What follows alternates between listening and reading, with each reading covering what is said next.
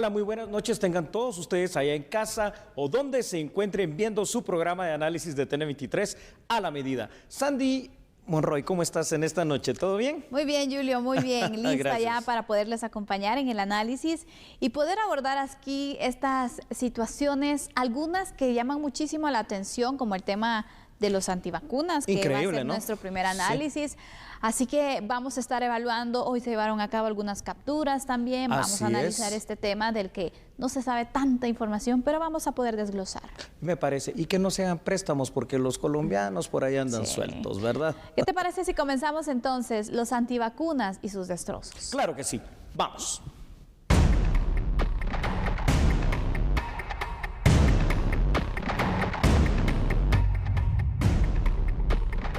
El pasado miércoles, un grupo de pobladores inconformes por el uso obligatorio de mascarilla y la apertura de puestos de vacunación contra la COVID-19 en Tacaná, San Marcos, decidieron irrumpir en las instalaciones de la alcaldía y causaron destrozos, por lo que el Ministerio de Salud Pública y Asistencia Social hizo un llamado a este grupo. Bueno, pues es una postura de preocupación,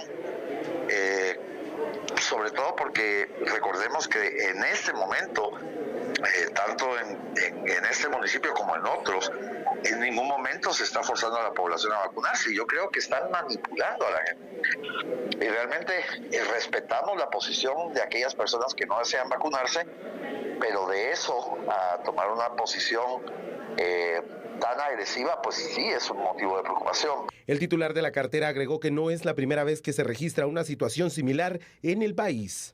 Hemos tenido eventos aislados, Alejandro, de rechazo a la vacuna. Hemos tenido, pues se recuerdan algún ejemplo ya de agresión al personal de salud que se acercaba a las comunidades.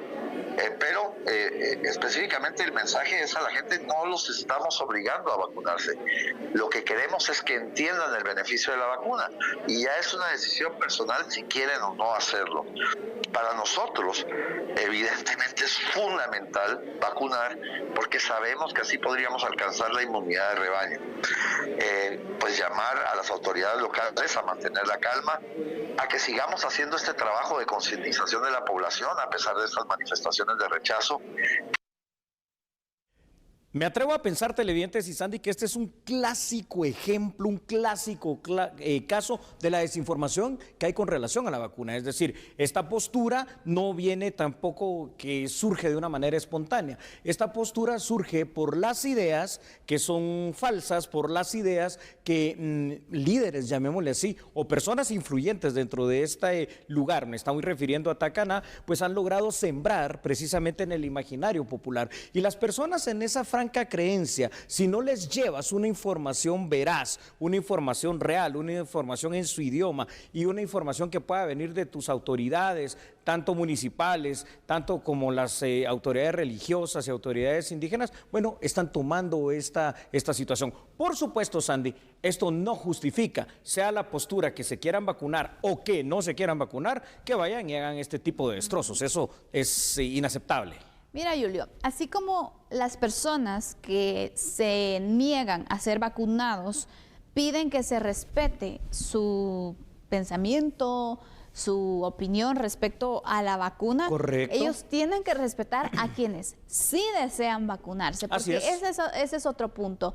Es decir, tú decides hacer con tu cuerpo lo que quieras, si te quieres vacunar, si no te quieres vacunar, pero no puedes obligar a otra persona a que haga lo que tú consideres. Entonces, ¿por qué? Porque los antivacunas prácticamente eso están haciendo, tratando de convencer a la población que no se vacune. Con estos destrozos, dime cómo la gente va a atrever a irse a un centro de vacunación cuando no saben si realmente puede pasar una situación como esta donde su vida, su salud esté en peligro. Sí, por supuesto que no lo van a hacer. Lo primero que tiene que haber es ese respeto, ¿verdad?, a cada quien que pueda decidir. Se respeta, definitivamente que se respeta, no se comparte, ¿no? Que haya personas que no hayan procedido a la vacunación. Pero por eso yo también creo que aquí ha faltado algo y hoy nos damos cuenta. Ya tuvimos el alerta temprano en Alta Verapaz, ahora pasa en Tacaná, San Marcos. Puede pasar en cualquier otro lugar si no se llega con una campaña eficiente, efectiva y eficaz de comunicación. cuántas personas realmente en el interior de la República, aquí mismo en la ciudad capital, pueden tener estas ideas contrarias a la vacuna. Y hasta que no les expliques, hasta que no probablemente les hagas entender en qué está el error de esa información, no van a cambiar la idea y más bien se van a organizar y van a reaccionar de esta forma. Ahora, lo malo de esto es destruir, por ejemplo, la propiedad que es de todos, como en este caso la municipalidad, y destruir parte del patrimonio propio de ellos. Y inclusive aquí en estos brotes de violencia, lo que pueden haber son también personas heridas y eso sería lamentable que pasare. Pero Julio, ¿qué se puede hacer, por ejemplo, con este caso en específico, donde las personas hicieron los destrozos? Aquí hay que deducir responsabilidades, ¿no? Sí. O simplemente se queda así con que, bueno, están en contra de la vacuna y por eso es que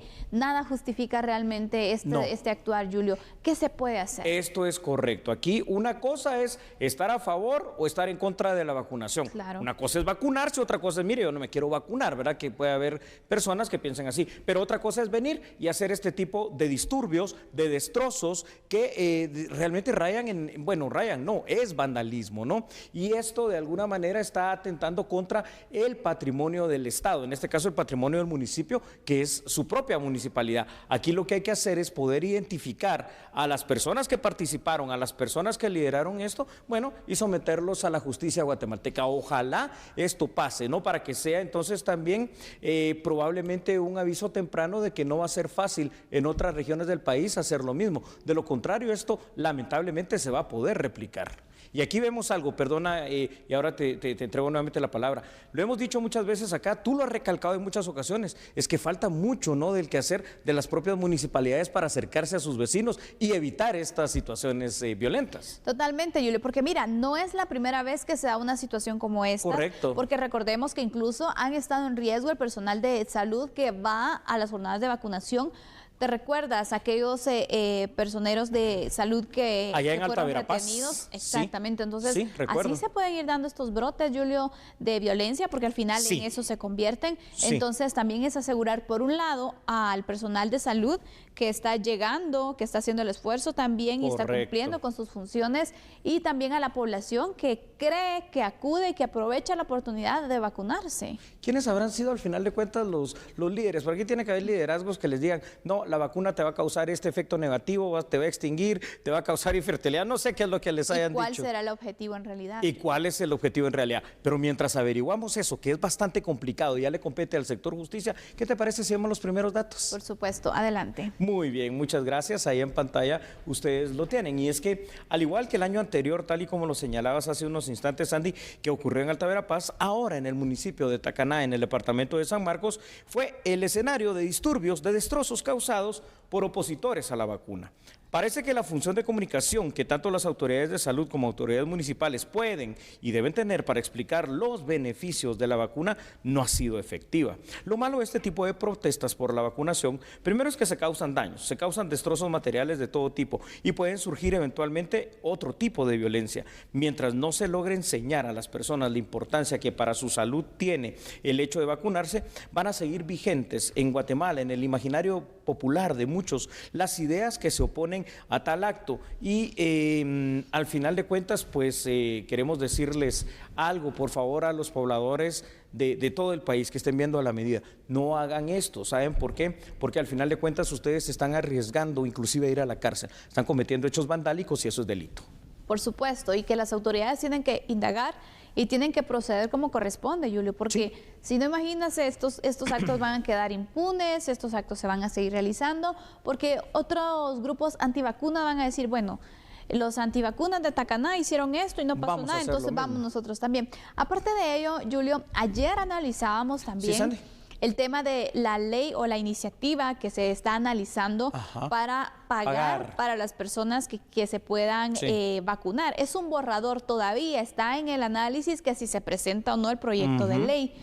Entonces, también me parece que el haberlo anunciado tan así ahí está lo malo, ahí está el problema. Imagínate, puede generar que, bueno, las personas hagan este tipo de actos y al final entonces que me paguen, ¿no? Y ahí cambia la situación con dinero. Con dinero baila el perro, dicen por ahí. Es que ahí está la lógica. ¿Sabes qué genera? No, es que dijeron que van a pagar. Entonces, mire, aquí no me venga a vacunar. Aquí me vacuna y me paga, porque entonces eso es lo malo, ¿verdad? De dar un premio por algo que realmente a ti te está protegiendo. Es que no tenemos que actuar de esa manera. Entonces, yo creo que aquí, sobre todo en el municipio de Tacaná, ahora queda una misión pendiente que es muy fuerte de realizar. ¿Cómo recuperar el terreno que hoy se perdió? Porque ahora, estoy seguro, Sandy, el grupo de personas que protestó, si bien es cierto es grande, la mayoría de las personas sí querrán vacunarse. Pero ¿quién va a ir a vacunarse ahora ahí en Tacaná? Qué peligro, la verdad. ¿Quién lo va a hacer que realmente? exactamente, la inseguridad que da poder ir a asistir a los centros de vacunación. Y probablemente hay muchas personas que sí lo desean, Julio, pero ese miedo va a impedir que lo puedan realizar.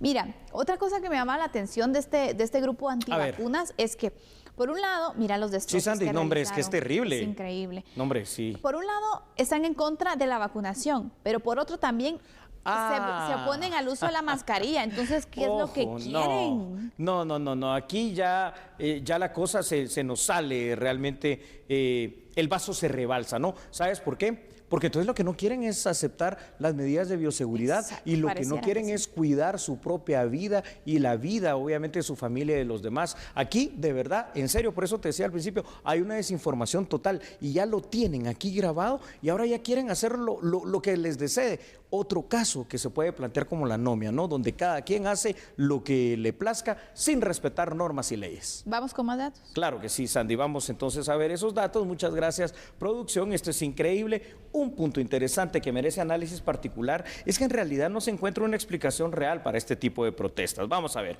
En Guatemala, la vacunación es cierto, ¿no? Es universal para todo aquel público que pueda hacerlo, es gratuita y es voluntaria, pero no es una obligación, no es una imposición por parte del Estado. Entonces, ¿para qué los destrozos? Entonces, ¿para qué la protesta? Si no se quieren vacunar, no se vacunen, pues, pero no hagan esto. Sin embargo, en otros países, Andy, sí se ha implementado restricciones para las personas que no están vacunadas. Ese es el caso del pasaporte de vacunación en Francia. Miremos cómo está San Marcos. San Marcos, el 45.2% de la población tiene al menos una dosis. El 31.8% tiene su esquema completo. En comparación con el departamento de Guatemala, que tiene el 83.9% con ya una dosis y el 69% con esquema completo. ¿Eso qué quiere decir? Que San Marcos, en el tema de la vacunación, a pesar de ser uno de los departamentos más grandes, más importantes y más poblados, va mal, y aquí no vamos a avanzar de esta forma.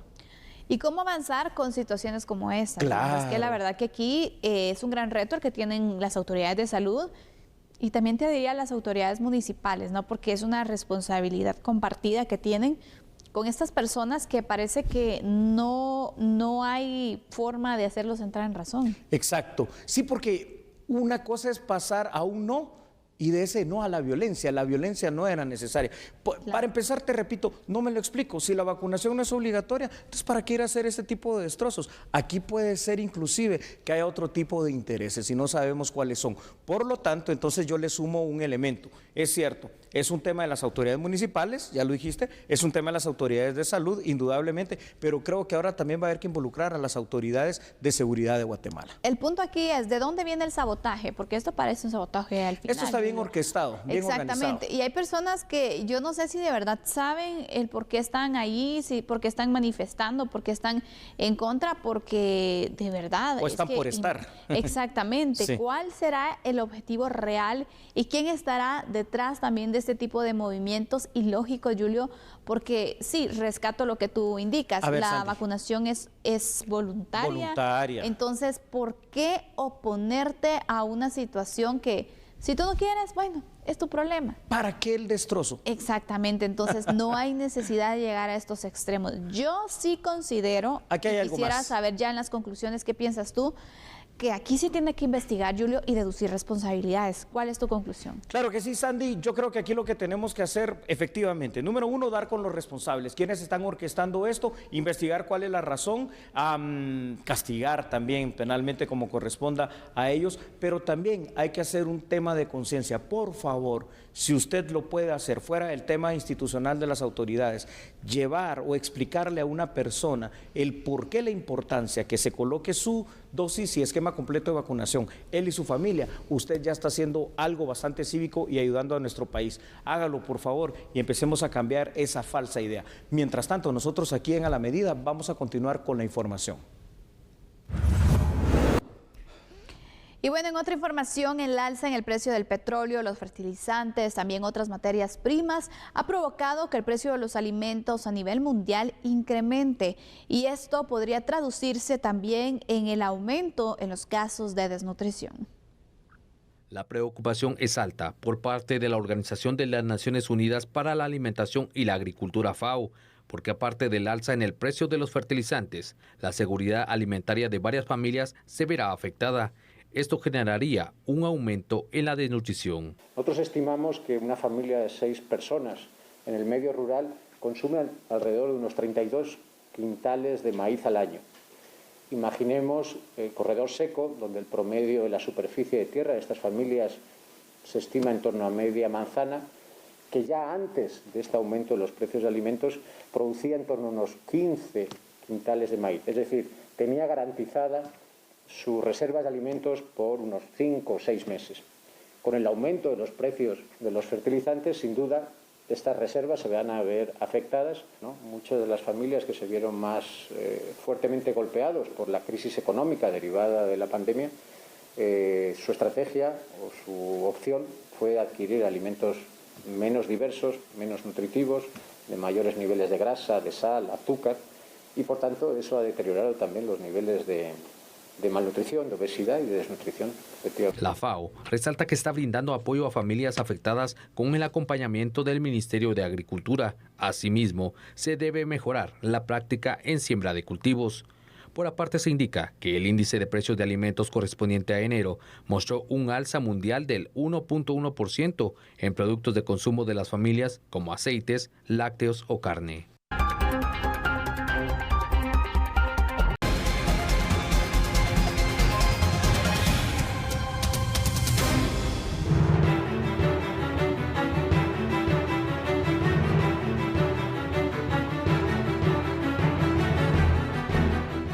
Prestar dinero no es un delito, pero la forma en cómo se cobra sí podría generar acciones que violen los derechos de las personas.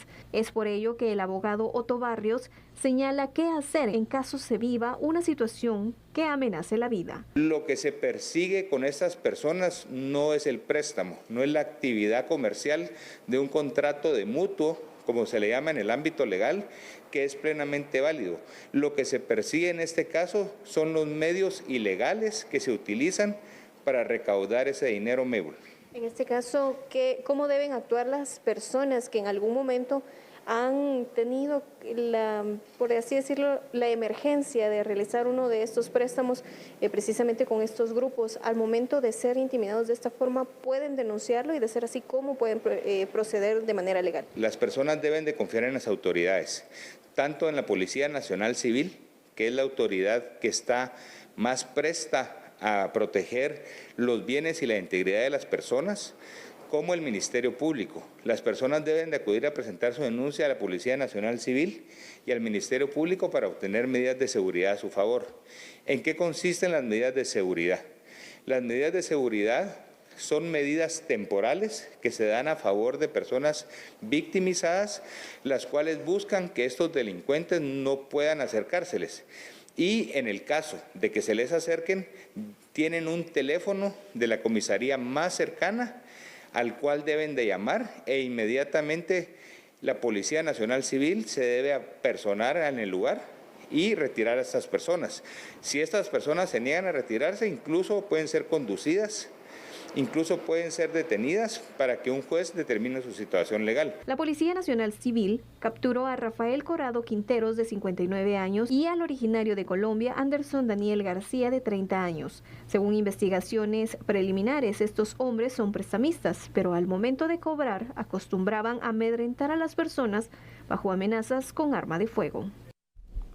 Bueno, ¿qué es lo que hay que hacer con estos prestamistas colombianos, televidentes y Sandy? Aquí lo primero que hay que hacer es denunciarlos. Segundo, hay que perseguirlos. Tercero, hay que erradicarlos. No por el hecho de prestar, estamos claros en esa situación, por el hecho de 3 o 4 delitos que cometen a la hora de cobrar. El primero de ellos, la coacción, es decir, vienen armados y te dicen, o lo haces de esta manera, en que yo digo, con los altos intereses y mora que te estoy imponiendo, o simple y sencillamente te va a pasar algo a ti, a tu familia, a tu negocio. Luego está el delito de amenazas, por supuesto. Está el delito también de asociación ilícita, porque esta no es una estructura de 2, 3 personas, son estructuras bien grandes. Y por supuesto, cuando esto pasa, por ejemplo, en contra de una mujer, entonces tenemos el delito de la violencia, que puede ser tanto en lo verbal como en lo psicológico. Aparte de ello, pues pueden pasar algunas otras situaciones que se han dado, como los allanamientos ilegales de estas personas. Así que, por donde los veas, cometen una serie de delitos que hay que perseguir. Sin embargo, hay personas que no los denuncian, Julio. Así es. Que les tienen miedo. Miedo. Pero porque también sabemos la forma en la que los intimidan, ¿no? Es correcto. Los amenazan, prácticamente los extorsionan. Entonces, literal. Es complicado porque dentro de las maneras en que, según cuentan, que los amenazan es, bueno, me debes dinero. Entonces ya empiezan como que a decirles y a enviarles esos mensajes que los delincuentes son ellos y que por eso se merecen estar recibiendo ese tipo de tratos que han llegado incluso a las lesiones físicas, Julio. Entonces, aquí hay que ir aclarando estos puntos que creo que es muy importante lo que tú nos has mencionado. Bueno, cuáles son los delitos que están aquí, que no es la forma tampoco de que les tienen que cobrar y cómo hacer también para parar esta situación, porque hay personas que han estado así siendo hostigadas, amenazadas. Por mucho tiempo por hacer un préstamo de esta manera. La prevención real sería obviamente no acudir a ellos, pero ¿cómo dices eso en un país donde la necesidad es tanta? Entonces, ahora si quieres, vamos a, antes de ver qué hacer y cómo reaccionar para que esto ya no siga pasando, veamos algunos datos también que son importantes en este tema. Así que ahí los tiene usted, por favor, en pantalla. Sandy. Nada que parezca demasiado fácil va a tener un fin que vaya a ser bueno. Este es el caso de los prestamistas denominados en Guatemala los colombianos. Ellos operan en varias partes del país, pero particularmente se tiene ya establecido por parte de las autoridades de seguridad que lo hacen en mayor cuantía aquí en la ciudad capital de Guatemala y en el gran municipio de Misco, por lo grande que este es, ¿no? Para poder otorgar un préstamo rápido, los colombianos solo piden una copia del DPI y un recibo de agua, luz o teléfono como un requisito irreal, porque el dinero lo entregan al día siguiente. Aparentemente, ¿no? La ventaja aquí está radicada en el hecho que los créditos los otorgan de una manera inmediata, incluyendo a personas que en nuestro país no son sujetos de crédito en la banca tradicional porque son morosos o porque simple y sencillamente ya no tienen esa característica de que se les otorguen créditos por tanto endeudamiento. Entonces, ahí parece bueno, pero lo malo y la pesadilla empieza al día siguiente. Los intereses se pagan o se cobran al menos de manera diaria, en promedio, ¿no?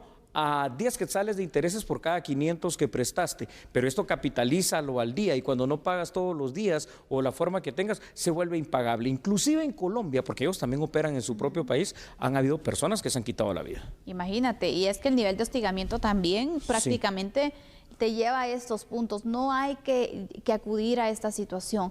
Miren, realmente, lamentablemente hay personas que acuden a ellos porque, por ejemplo, solicitar un préstamo en el banco, uno, lleva un poco de tiempo, son requisitos. Es engorroso.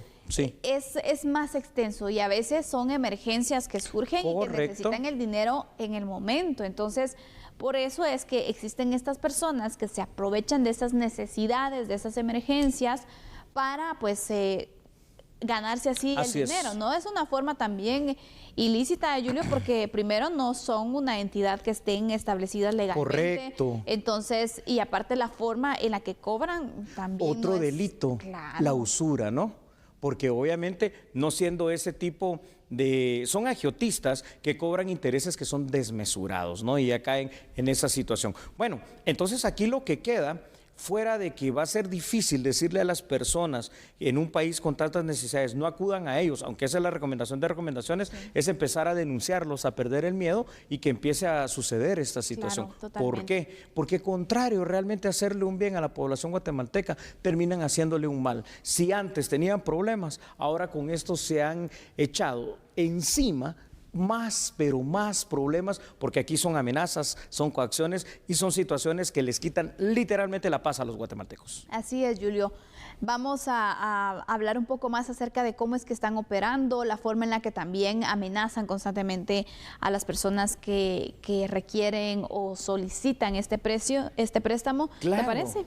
Claro que sí, Sandy, porque una vez otorgado el préstamo, la pesadilla inicia precisamente al día siguiente, pues los intereses empiezan a correr, se empiezan a pagar, a cobrar y a calcular de manera diaria. Ya lo dijimos, en promedio, cuando bien le va, 10 quetzales de intereses por cada 500 que se hayan prestado. Eso, reiteramos, se hace de manera diaria y se va capitalizando.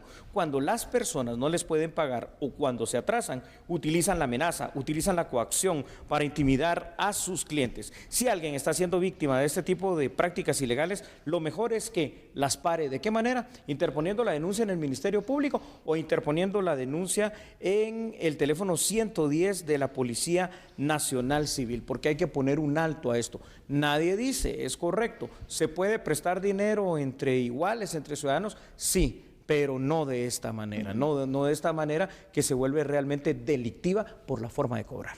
Pero aparte, Julio, estas personas saben también, ¿no? Ellos lo saben, y por eso van armados, ¿no? También. Exacto. Saben lo que hacen. Y saben también que las personas que acuden a ellos es porque están muy desesperados. Correcto. Porque imagínate, no creo que alguien los tome como primera opción. No. Lo hacen porque por la facilidad que les dan ellos y Es la opción de opciones, sí. saben que aunque establezcan un plazo, probablemente esa persona no va a poder cumplir porque a lo mejor es muy corto, porque a lo mejor su situación económica también es muy complicada como para poder sacar de su presupuesto diario, mensual o semanal el dinero del préstamo. Entonces ellos también analizan este punto, entonces saben que la persona a la que le van a prestar realmente le va a costar pagar. Le va a costar y para ellos va a ser mayor ganancia, ¿no? Sí. Tampoco es de que así a la buenas y primeras y de buena voluntad lo hagan. Sí, porque ellos ya tienen en vista, bueno, entonces si no me puedes pagar, dame tu moto, dame tu carro, dame tu casa, dame las escrituras, dame algo, ¿no? Porque esa es la situación.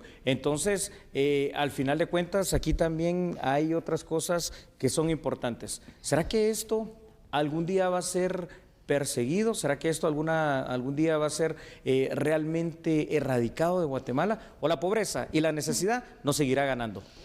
Complicado en un panorama, Julio, donde también la situación económica en el país es complicada, es difícil, donde muchas personas también se han quedado sin empleo, pero también donde el tema de la educación financiera es una materia pendiente también, donde es necesario aprender a hacer un presupuesto para evitar también caer entonces en tanto gasto, porque son muchos factores al final por los cuales una persona tiene la necesidad de solicitar un préstamo y lamentablemente pues llegan con este tipo de personas y al final el resultado es muy complicado, que incluso termina en amenazas de muerte.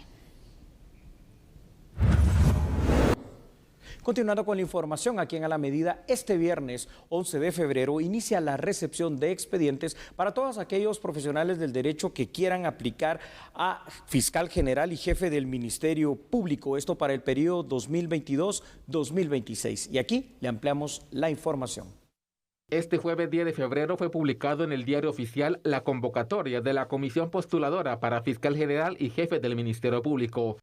En dicha convocatoria se indicó qué requisitos deben presentar los profesionales del derecho interesados en dirigir el ente encargado de la persecución penal por los próximos 4 años. Entre estos están ser guatemalteco de origen, reconocida honorabilidad, mayor de 40 años, tener más de 10 años de ejercer la abogacía, entre otros. En la convocatoria se estipula que los aspirantes deben presentar 27 documentos. Entre estos se pide la constancia de colegiado activo, declaración jurada de tener más de 10 años de ejercer la profesión, constancia del Tribunal de Honor de no tener sanciones, constancia de antecedentes penales, constancia de antecedentes policíacos, constancia del Registro Nacional de las Personas en el cual se estipule que el ciudadano está en el pleno goce de sus derechos políticos y no ocupa algún cargo en algún partido político. Los expedientes serán recibidos en el primer nivel de la Corte Suprema de Justicia del 11 al 21 de febrero en un horario de 8 de la mañana a 15 horas con 30 minutos.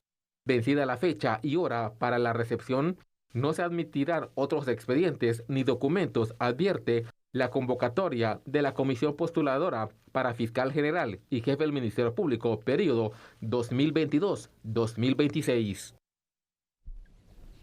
Y bueno, cuando regresemos estaremos analizando uno de los temas del día y es sobre capturas realizadas por un tema de cooptación de la justicia. Exacto. Qué terrible. No cambie, nosotros somos a la medida.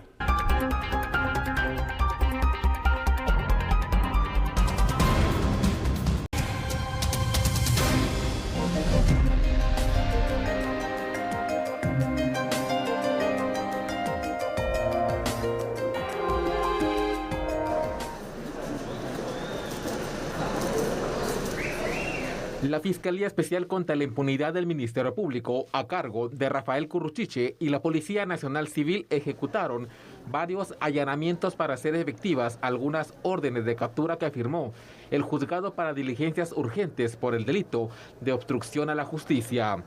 El ente encargado de la persecución penal informó que se trata de un nuevo caso penal llamado cooptación y corrupción judicial. Dicha carpeta judicial está bajo reserva total.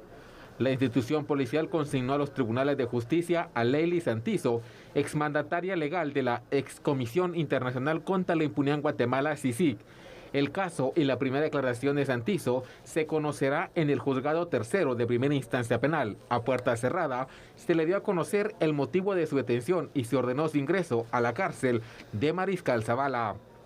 En este proceso denominado cooptación y corrupción judicial, se presentó ante el juzgado tercero Eva Xiomara Sosa, exfiscal de la Fiscalía Especial contra la Impunidad. El juez del proceso revocó la orden de captura y resolvió que Sosa debe presentarse para la primera declaración de la carpeta judicial el martes 15 de febrero de este 2022. Considero, televidentes y Sandy, que en este, como en cualquier caso que vaya relacionado a la aplicación del sistema de justicia, tenemos que partir de una premisa, ¿no? Y es que nadie en Guatemala puede ser superior a la ley. Y por eso, cuando se da este tipo de casos, haya sido quien haya sido, en este caso, una abogada exmandataria judicial de lo que fue la Comisión Internacional contra la Impunidad en Guatemala, más conocida en su momento como la CICIG, y una abogada que en su momento también estuvo trabajando como fiscal, o está trabajando todavía actualmente, creo, como fiscal de la FESI en Guatemala, si hay indicios de que hubo cosas que en su actuar sobrepasaron esa situación de lo que pueden hacer los funcionarios públicos, que es hacer todo aquello únicamente que la ley les permita, bueno, pues que se investigue. Y qué bueno, de alguna manera, que estos casos se estén ventilando, qué bueno también la presentación de una de ellas dos de manera voluntaria ante el juzgado para ventilar precisamente su situación legal, eso es lo que se tendría que hacer. Y ahora no queda más que saber qué es lo que va a pasar en este caso. Difícil porque está bajo reserva y eso significa que la información es muy poca la que se brinda. No se tiene mayor información sobre qué fue entonces lo que realizaron, los señalamientos que hay, las evidencias, todo esto se va a manejar pues a puerta cerrada, ¿no? Si lo podemos representar de alguna manera. Pero Julio, hablar de cooptación y corrupción judicial. Wow. Qué duro, qué fuerte, ¿no? Porque imagínate, son dos entidades que en su momento eran muy importantes, que llevaron muchos casos también, que todavía hay muchos que no se han logrado resolver, exactamente. Entonces, ¿qué pudieron haber hecho para poder arriesgar también y cooptar así el sistema judicial? El problema de nuestro sistema de justicia, Sandy, es ese precisamente, ¿no? Que ya no es un sistema que obedece, o en su momento, sobre todo cuando estaba funcionando, y esto lo dijimos tantas veces, ¿no? Cuando estuvo aquí presente precisamente la misma CICIG, no era un sistema de justicia que funcionara con resoluciones de orden judicial, sino que eran con resoluciones de orden político. No se puede politizar la justicia, ¿no? La justicia es una cosa que se le debe de aplicar, si llega la necesidad, a un ciudadano común, a un político o a quien sea, a un funcionario y empleado público. Esa es la verdadera justicia. Entonces, este caso deduzco yo por ese nombre tan terrible, que significa el hecho de lo que pasaba en esa época, que si no resolvías a favor, por ejemplo, de CICIG o de FESI, entonces estabas, digamos, mal visto, y empezaban aquellos procesos en contra tuyo como juez o como operador de justicia. Y entonces así no se podía resolver tampoco ningún caso de una manera ecuánime, ¿no? Que es otra de las cosas que tiene que pasar. La justicia tiene que tener esa ecuanimidad y tiene que ser igual para todos. Bueno, ahora, repito, que se investigue, que es lo que los indicios que tiene la misma FESI. Por supuesto, Julio. Vamos a ir con datos, se parece, para poder ir ampliando lo que al momento se conoce también sobre este caso. Sí, claro, porque de los pocos datos precisamente que se tienen, la Fiscalía Especial contra la Impunidad, FESI, realizó hoy varios allanamientos para poder ejecutar, Sandy, órdenes de aprehensión relacionadas con el caso que ellos denominaron desde ya cooptación y corrupción judicial. Vaya nombre eso de corrupción judicial. Aunque el caso se encuentra bajo reserva, se conoce de manera preliminar que se capturó a 2 personas. Entre ellas figura Leili Santizo, exmandataria de la Comisión Internacional contra la Impunidad en Guatemala, CICIG, y por otra parte, Eva Xiomara Sosa Pérez, exfiscal de sección adjunto del Ministerio Público, quien se presentó voluntariamente a tribunales. ¿Cómo es eso de no solo cooptar, que es dominar, manejar a tu sabor antojo?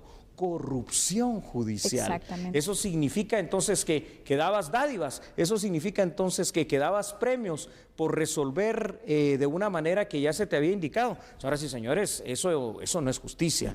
Esa es una situación de orientar las resoluciones de la justicia, y eso no puede pasar en Guatemala ni en ningún otro país, porque no es sano, ¿no? Obedece a intereses que pueden ser no solo políticos, a intereses que pueden ser sectoriales, de grupos de poder, y a intereses que pueden ser también ideológicos, pero ninguno de esos intereses es sano para la justicia guatemalteca. Mira, Julio, el trabajo que se pudo realizar por parte de estas 2 personas que hoy son acusadas entonces de la comisión de diversos delitos, por ejemplo, los casos que llevaron tanto en la CICIG como en la FESI, en este caso de la exfiscal, realmente el trabajo que pudieron haber realizado, probablemente de una forma bien, manipulado, situaciones como estas, al final ponen en duda todo el trabajo que pudieron haber realizado, ¿no? Entonces, también nos preguntamos, ¿qué hay de los casos entonces que se armaron, que se investigaron, personas que fueron acusadas por eso? Ahí está. Un ejemplo de esto, ¿sabes cuál es? Claro. Precisamente lo que pasó en aquel caso del abogado Rosenberg, ¿no? Que al final de cuentas, el testigo principal que tenía la misma FESI y la CICIG en aquella época, terminó ya casi en su lecho de muerte declarando, mire, a mí me obligaron a que dijera esto, pero yo a estos señores, refiriéndose a los Valdés Pais, ni los conocía. Eso es cooptación, eso es corrupción judicial. Si así funcionaron los casos, hombre, qué mal. Vamos con más información, Julio. Claro que sí, vamos con otra información para que usted pueda ver un poquito más y conocer esto. Aún se sabe que quedan órdenes de aprehensión que están pendientes, en este caso, repito, denominado por la FESI, cooptación y corrupción judicial. También, Sandy, se conoce que en total son 8 órdenes de aprehensión y están pendientes 6, entonces, varios allanamientos también para poder lograr este objetivo. El Ministerio Público informó que estas órdenes fueron autorizadas por el Juzgado de Primera Instancia Penal para diligencias urgentes de investigación. Y aquí casi que es un poquito de ir cerrando este círculo de análisis para concluir lo siguiente. En Guatemala, de verdad, nadie, absolutamente nadie debe ser superior a la ley. Los casos que hay, si hay indicios de que se cometieron hechos ilícitos, abuso de poder o de autoridad en el ejercicio del cargo o cualquier otro delito, que se investigue, que se buscan las responsabilidades. Eso sí, también tenemos la otra parte. Se tiene que tener garantizado el debido proceso, la legítima defensa y la presunción de inocencia. Eso nos queda absolutamente claro a todos. Efectivamente, Julio, aquí sabemos que falta y está empezando el proceso legal para estas 2 personas.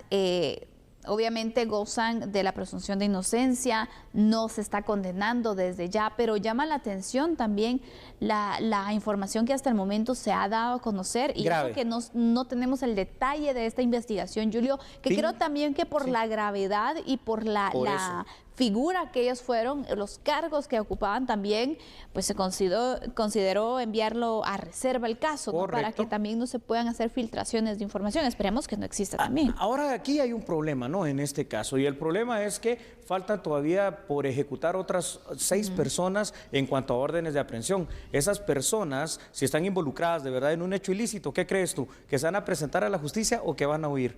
Por supuesto, van a tomar el camino fácil, ¿verdad? Y como vemos que también la información, bueno, fluye de distintas formas, sí, también ese es el peligro, ¿no?, que representa.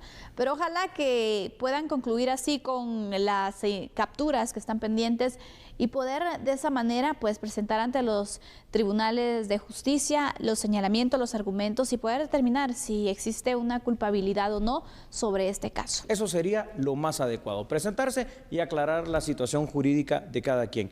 Mientras tanto, nosotros vamos a regresar en unos instantes con noticias económicas e internacionales. Así es, por favor, sigue con nosotros, volvemos enseguida. No cambie, somos A la Medida.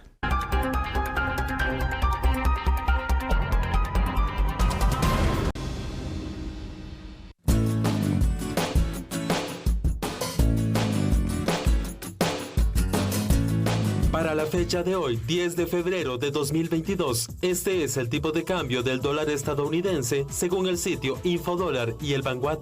Compra 7 quetzales con 53 centavos. Venta 7 quetzales con 69 centavos. Revisamos ahora el tipo de cambio del euro, la moneda vigente en Europa. Para este 10 de febrero, según el sitio Infodólar, compra 8 quetzales con 9 centavos. Venta 9 quetzales con 72 centavos. Veamos ahora las criptomonedas más importantes en el mercado digital, lideradas por el Bitcoin, que tiene un valor de $43,993 estadounidenses, y seguido de Ethereum, Tether, BNB y USD Coin. Además mencionamos otras criptomonedas que figuran en el mercado como PlayPad, Cherry Network, Zoe Cash, Husky Avax, Buffer Finance.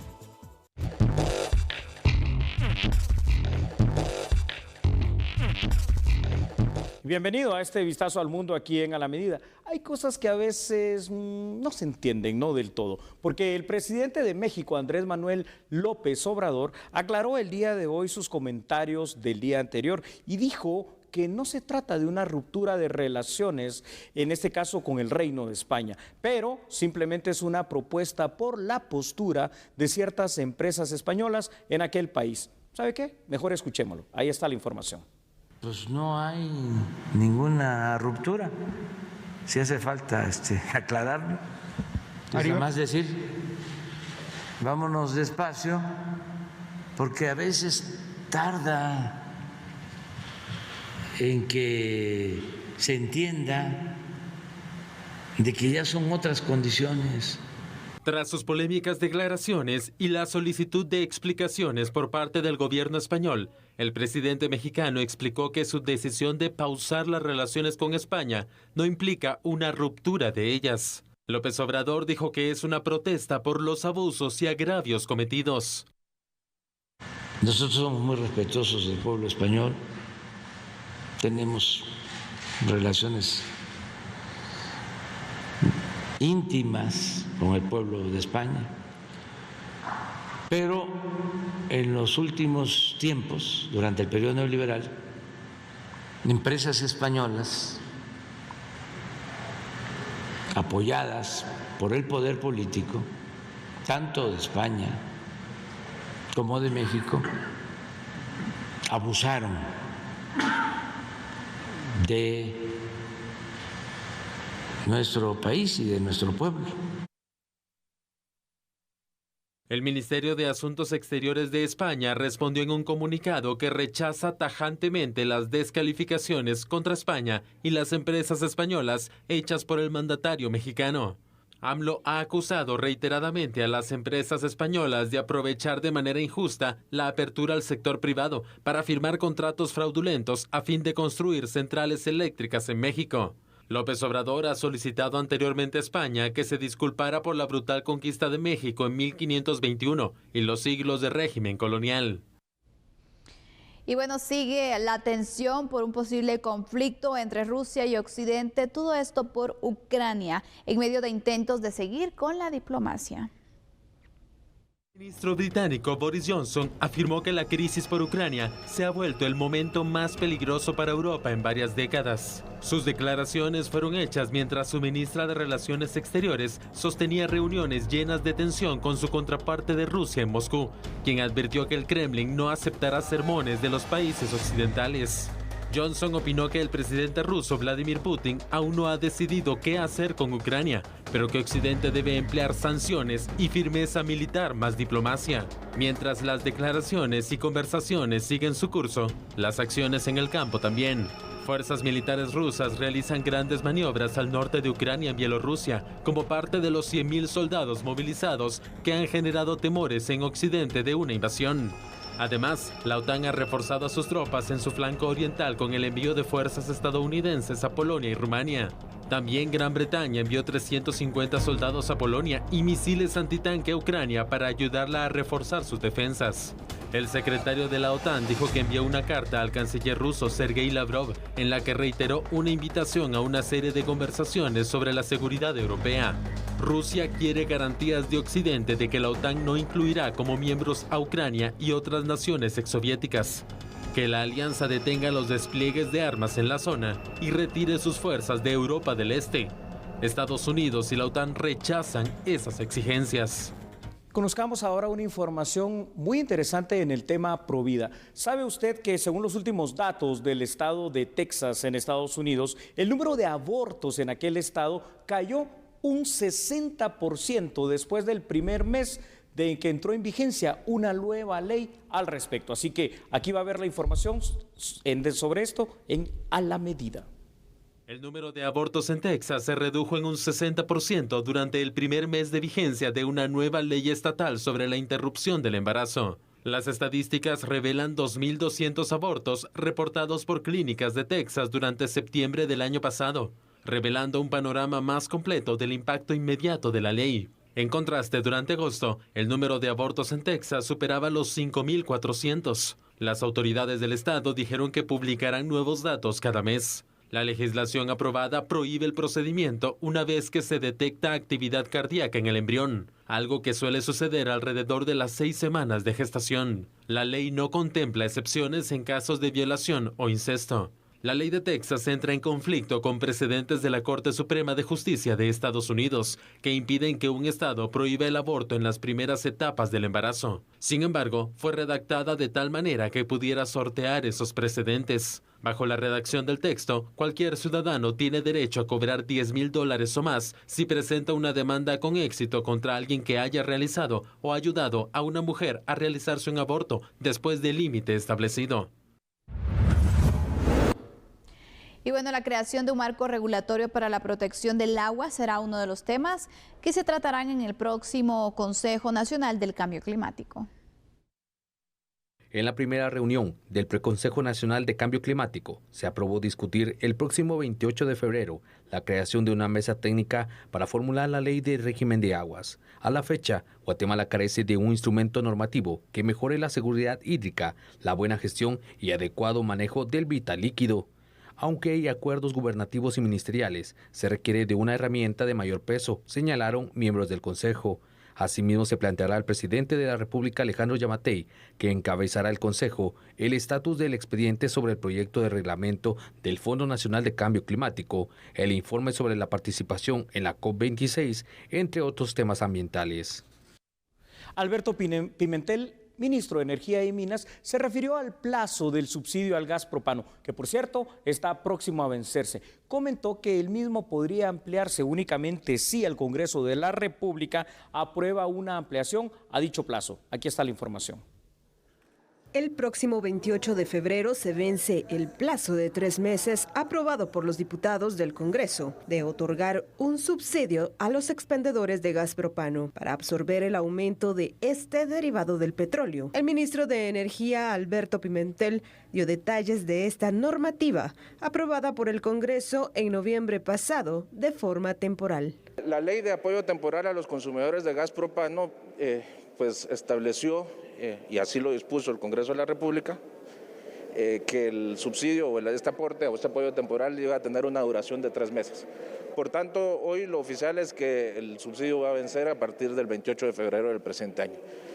No está en manos de este servidor la disposición de ampliarlo o no, porque es un decreto del Congreso de la República y sería el Congreso de la República quien tendría que hacer ese análisis. Por supuesto que si el Congreso de la República nos invita y nos pide nuestro análisis técnico y nuestras perspectivas técnicas, estamos en la mejor de las disposiciones de prestar la información que tenemos. ¿Y este tema se ha hablado en gabinete, ministro? Se ha hablado entre este servidor y el ministro de Finanzas Públicas, pero en realidad no está en nuestras manos, está en la cancha del Congreso de la República. Por otro lado, el ministro Pimentel señaló que el alza de la gasolina se mantendrá durante los próximos meses, tomando en cuenta el conflicto que persiste entre Ucrania y Rusia, además de las bajas temperaturas registradas en la Antártida, que afectan directamente el precio internacional del barril de combustible. Gracias por siempre acompañarnos. Hasta mañana. Chao, buenas noches.